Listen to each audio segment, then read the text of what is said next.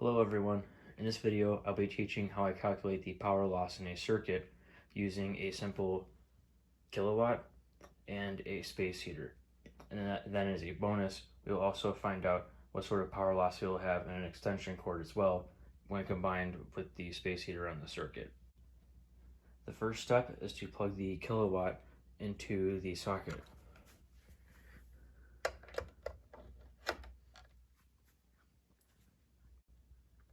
The next portion is to take a voltage reading of the circuit. These devices by default are already on the volt setting. If they're not, go ahead and click the volt button. And we can see this circuit is averaging at about 121.9 volts and what voltage it is supplying.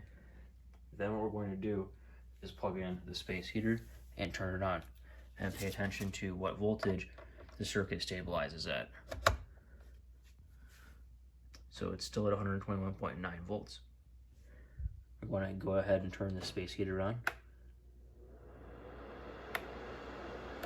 So now with the space heater pulling full blast and after running for about a minute, we're going to see the circuit voltage has stabilized at 117.4 volts. So later I'll show the math of the voltage drop from the initial 121.9 volts. And let's see how many amps the space heater is pulling. So we just click the amp button on the kilowatt. We see that it is pulling 10.11 amps. Now with our calculator out, we're going to find the power loss of the circuit. This is actually extremely easy to do. You multiply the difference in voltage by the amount of amperage flowing through the circuit. So the voltage drop or voltage difference in our case can be found by inputting the initial voltage, which was 121.9 volts, subtracted by the final voltage that the circuit stabilized at, which is 117.4 volts. And we're going to hit enter, and we find a difference of 4.5 volts. So the circuit actually dropped 4.5 volts with that space heater running full blast. Now with this in mind, we need to multiply the amperage that the space heater was pulling. So we're going to multiply by 10.11 because that is the amount of amperage the kilowatt said the space heater was pulling. And this gives us a final rounded answer of 45.5 watts of power loss. For the bonus portion of the video, we're going to find the power loss over this extension cord when I run the space heater off of it and when combined with this circuit as well. So I'll show you all the math involved with that and what sort of power loss we see over this very long extension cord. The first step to do this is to stretch out the extension cord and then plug it into the kilowatt itself and then plug the space heater into the extension cord. So I'm going to go ahead and do that now.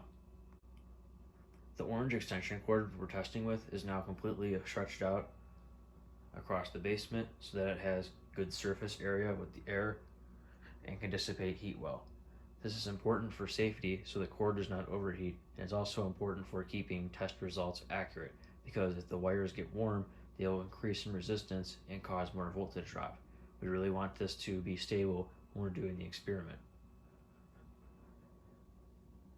So this time when I do the test, I'm actually going to put the space heater on the low setting because in the highest setting, the voltage drop will probably be so high that the fan will not put out its proper performance to cool the element of the heater, which can cause safety concerns, especially since this is a 16 gauge extension cord and it's not necessarily rated for heaters like this, which can pull a huge amount of amperage. We saw before it was pulling about 10 amps, and a cord this long of this gauge is going to have a huge voltage drop with that and cause certain things to not perform correctly. For example, the fan in this space heater. So I'm just going to put it on low and then have the voltage stabilize here at the wall and take a reading. I've been watching the wall voltage for a while now, and it has stabilized at about 118.3 volts, and it looked like it just jumped up to 0.5, but before it was hanging on to 0.3, so we're just going to go with that. Now the next portion is to turn off the heater and then switch out where the kilowatt is located. And we're going to actually put it on this link here in between the space heater and the extension cord itself and find what voltage we have at that portion of the circuit. Okay, so now I've had this run for a little bit, and looking at the kilowatt and this portion of the circuit, we see a voltage of about 111.3 volts, which is convenient because that is a 7-volt difference between 118.3 volts there at the wall. So we're seeing a 7-volt drop between the wall and the kilowatt itself. Now let's pull out our calculator and do some math, but first we need to find out the amperage of the circuit. And we see it is pulling 7.71 amps. So now that we're back at the calculator, we'll go ahead and verify that I did my mental math correct of how much voltage drop was across the extension cord. So we're going to take the 118 volts at the wall and subtract that by 111 volts at the kilowatt at the end of the cord. And we do see that there is a 7-volt drop or difference.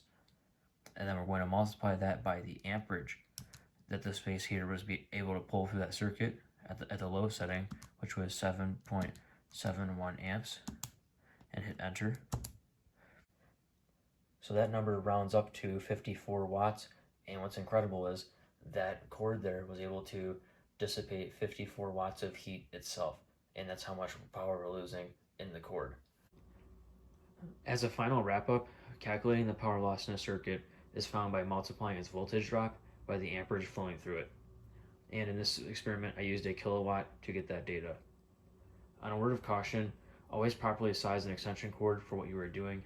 In this example, I used a space heater as a load because they are extremely consistent, but I didn't run it on the highest setting when on the extension cord. Even though this cord may be able to handle the amperage the heater could pull on its highest setting, the voltage drop it would cause would make the heater run incorrectly, and to the point where it could eventually melt down from the fan not running at a high enough speed. In the future, I'll be making videos more on electrical cords and on voltage drop, so go ahead and subscribe so you don't miss out on that. Thank you very much, and comment below if you have any questions.